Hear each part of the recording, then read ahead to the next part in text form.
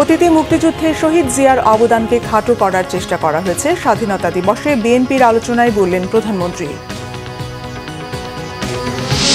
সড়ক ও নৌপথে প্রাণহানিতে ম্লান হয়ে গেছে এবারের ঈদ আনন্দ। সড়ক পথের নৈরাজ্যে ক্ষুব্ধ বিশেষজ্ঞরা। শৃঙ্খলা ফেরাতে রাজনৈতিক সিদ্ধান্তে গুরুত্ব। দেখছিলেন ক্রাউন সিমেন্ট সংবাদ শিরোনাম।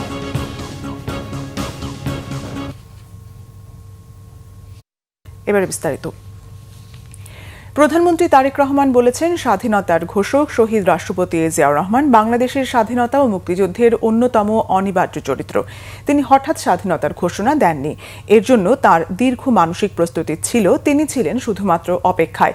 প্রধানমন্ত্রী জানান, স্বাধীনতা এবং মুক্তিযুদ্ধ কোনো দলের ছিল না, এটি ছিল জনযুদ্ধ। গতকাল স্বাধীনতা দিবসের আলোচনা সভায় তিনি কথা বলেন। রিপোর্ট করছেন সিকান্দার রেমান।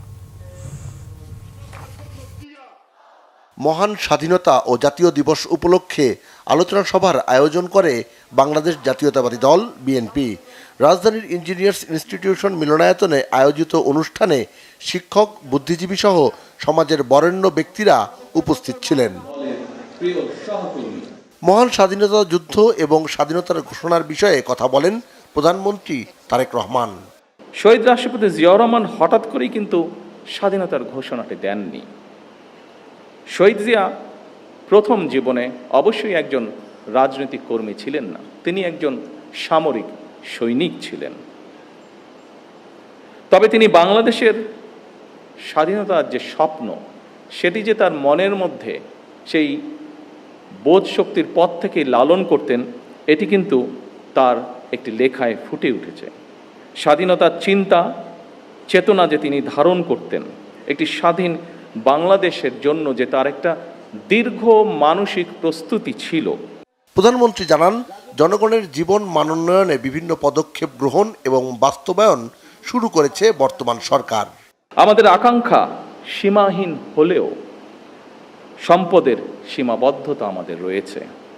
আমাদের স্বাদ এবং সাধ্যের মধ্যে ফারাক থাকলেও আমি এই দেশের একজন নাগরিক হিসাবে, একজন রাজনৈতিক কর্মী হিসাবে দৃঢ়ভাবে বিশ্বাস করি, আমরা যদি ঐক্যবদ্ধভাবে এগিয়ে যাই, আমরা যদি ঐক্যবদ্ধভাবে সকলে একসাথে দেশের জন্য কাজ করি, তাহলে অবশ্যই আমরা আমাদের কাঙ্ক্ষিত স্বনির্ভর বাংলাদেশ গড়ে তুলতে পারব।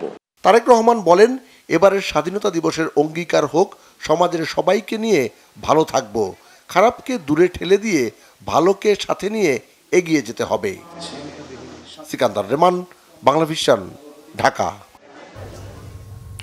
সড়ক ও নৌপথে প্রাণহানিতে ম্লান হয়ে গেছে এবারের ঈদ আনন্দ। সড়কে বিশৃঙ্খলা আর অব্যবস্থাপনায় এরকম কয়েকশো মানুষের মৃত্যু এখন গল্পের খেরো পাতায়। ধারাবাহিকভাবে সড়ক দুর্ঘটনায় মর্মান্তিক মৃত্যুতে বিস্মিত ও ক্ষুব্ধ বিশেষজ্ঞরাও। তারা বলছেন, শতভাগ রাজনৈতিক পৃষ্ঠপোষকতা ছাড়া শৃঙ্খলা ফিরিয়ে আনা, মৃত্যুর মিছিল বন্ধ করা সম্ভব নয়। রিপোর্ট সৈয়দ আব্দুল মুহিতের। ঈদ মানে আনন্দ, সেই আনন্দ ভাগাভাগি করতে কর্মব্যস্ত ঢাকার লাখো মানুষ ছোটেন নারীর টানে বাড়ির পথে। লম্বা ছুটি শেষে আবারও ফিরতেও হয় ঢাকায়। এই যাওয়া আসার পুরো গল্পটা নিমেষেই পরিণত হয় শোকগাথায়। পথের যানজট, বাড়তি ভাড়া, অতিরিক্ত গতি, চালকদের ক্লান্তি, ফিটনেসবিহীন যানবাহন, সবখানে নিয়ম না মানার প্রবণতা যেন প্রতিযোগিতার মতো। এবছরও ব্যতিক্রম হয়নি। পাটুরিয়া দৌলদিয়া নৌরুটে পন্টুন থেকে পদ্মা নদীতে বাস পড়ে মানুষের মর্মস্পর্শী মৃত্যুর ঘটনা নাড়া দেয় সবাই। আবার রেলপথে বগুড়ার সান্তাহারে লাইনচ্যুত হয়ে আহতের সংখ্যা অর্ধশতের বেশি। বিঘ্নিত হয় রেলযাত্রা। রোড সেফটি ফাউন্ডেশন জানিয়েছে, ঈদ যাত্রায় 10 দিনে শুধু সড়ক দুর্ঘটনায় মারা গেছে 274 জন। এসব ঘটনার জন্য সড়ক অব্যবস্থাপনা ও রাজনৈতিক সদিচ্ছার অভাবকে দায়ী করছেন বিশেষজ্ঞরা। এই ঝুঁকিগুলি যদি কমাতে চাই, শতভাগ রাজনৈতিক সদিচ্ছা নিয়ে নামতে হবে এবং সরকারের রাজনৈতিক পৃষ্ঠপোষকতা ছাড়া এই সমস্যার সমাধান হবে না। মানে ধারাবাহিকভাবে লাগাতার যে দুর্ঘটনার যে তথ্যগুলি আমাদের কাছে আসছে, যেটা আসলেও আমাদের কাছে আমরা বিস্মিত। সড়কের মতো নৌরুটেও ঘাটের অব্যবস্থাপনা। যিনি সুপারভাইজার থাকেন ঘাটের, সে কিন্তু ডিরেকশন দিবে বাস নামার সময়, ওঠার সময়। তো সুপারভাইজারের দায়িত্বটা কী আসলে? আমরা যেটা দেখি, সুপারভাইজার একটা বড় দায়িত্ব কিন্তু নিয়ে ফেলেছেন। ঘাটের মধ্যে যে যানবাহনগুলি আসে, টাকা নিয়ে, চাঁদা নিয়ে কাকে আগে সামনে দিবে, কাকে আগে পিছনে দিবে, এই কাজ করা নিয়েতে তারা ব্যস্ত। ঘাটের যে দুর্ঘটনার ঝুঁকি যেটা আমি বললাম, এটা কমানোর জন্য যে তাদের যে দায়িত্ব, সেই দায়িত্বে তারা নাই। এই যে দুর্ঘটনা হলো, ঘাট ব্যবস্থাপনায় তাদের নিজস্ব ডুবুরি থাকার কথা। কোথায় ডুবুরি? 7 ঘন্টা পরে আপনার উদ্ধার কাজ শুরু হয়েছে। ঈদ যাত্রা স্বস্তিদায়ক করতে সরকারের পদক্ষেপ দেখা গেলেও শেষ পর্যন্ত তা ধরে রাখতে পারেনি বলেও মত এই বিশেষজ্ঞের। সৈয়দ আব্দুল মুহিত, বাংলাভিশন, ঢাকা। গণমাধ্যমের স্বাধীনতা নিশ্চিতে বাধা সৃষ্টিকারী আইন পর্যালোচনার মাধ্যমে একটি জবাবদিহিমূলক কাঠামো গড়ে তুলতে সরকার কাজ করছে বলে জানিয়েছেন তথ্য ও সম্প্রচার মন্ত্রী জহিরুদ্দিন স্বপন। শুক্রবার তুরস্কের ইস্তাম্বুলে আন্তর্জাতিক স্ট্র্যাটেজিক কমিউনিকেশন সামিটে অংশ নিয়ে তিনি কথা বলেন।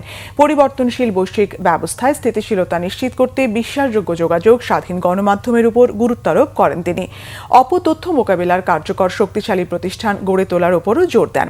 বাংলাদেশ ও তুরস্কের মধ্যে শক্তিশালী দ্বিপাক্ষিক সম্পর্কের কথা উল্লেখ করে মন্ত্রী বলেন, রোহিঙ্গা সংকট সহ মানবিক বিষয়গুলোতে তুরস্কের সমর্থন সবসময় প্রশংসনীয়। অনুষ্ঠানে উদ্বোধনী বক্তব্য প্রদান করেন তুরস্কের প্রেসিডেন্ট রিসেপ তাইপ এরদোয়ান সহ দেশটির বিভিন্ন ব্যক্তিবর্গ।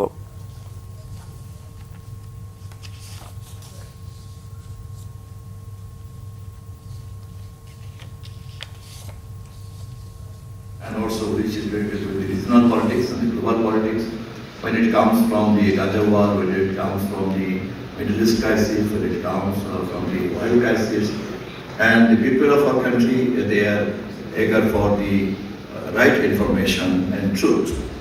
But in modern ecosystem, it is very difficult to get it. শহীদ ওসমান হাদি হত্যা মামলার আসামিকে পররাষ্ট্র মন্ত্রণালয়ের মাধ্যমে দেশে এনে বিচার কাজ দ্রুত শেষ করার দাবি জানিয়েছে মঞ্চ 24। গতকাল বিকেলে জরুরি এক সংবাদ সম্মেলনে এই দাবি জানায় মঞ্চ 24। এ সময় বক্তারা বলেন, ভারতের আধিপত্যের বিরুদ্ধে কথা বলায় হাদিকে হত্যা করা হয়েছে। এই সরকারকে দেশের সার্বভৌমত্ব রক্ষায় শহীদ ওসমান হাদি হত্যার বিচার দ্রুত কার্যকর করা উচিত বলে মনে করেন বক্তারা। হাদিকে হত্যা করা হয়েছে ঠিক তফসিল ঘোষণার একদিন পরেই, এবং সেটা ইন্টারিম গভর্নমেন্টের সময়। বর্তমান সরকার এই হত্যাকাণ্ডের জন্য দায়ী না, বাট অবশ্যই এই সরকারের দায়িত্ব আছে তাকে বিচারের আওতায় আনা, আইনের আওতায় আনা। এই হাদি হত্যার বিচার হতেই হবে। বিভিন্ন সময়ে গুম যা কিছু করা হয়েছে, আমরা সবকিছুর বিচার চাই। কারণ বিচারহীনতার সংস্কৃতি থেকে যদি আমরা দেশকে বের করে আনতে না পারি, তাহলে এগুলো চলতেই থাকবে। খেলার খবর। প্রীতি ম্যাচে 10 জনের ফ্রান্সের কাছে হারল ব্রাজিল। যুক্তরাষ্ট্রের ফক্সবরোতে সেলেসাওদের 2-1 গোলে হারিয়েছে লা ব্লুজরা। সাবেক 2 বিশ্ব চ্যাম্পিয়ন 2026 বিশ্বকাপ জয় অন্যতম ফেভারিট। প্রীতি ম্যাচ হলেও তাই আজ 2 ফুটবল পরাশক্তির লড়াইয়ে চোখ ছিল ফুটবল ভক্তদের।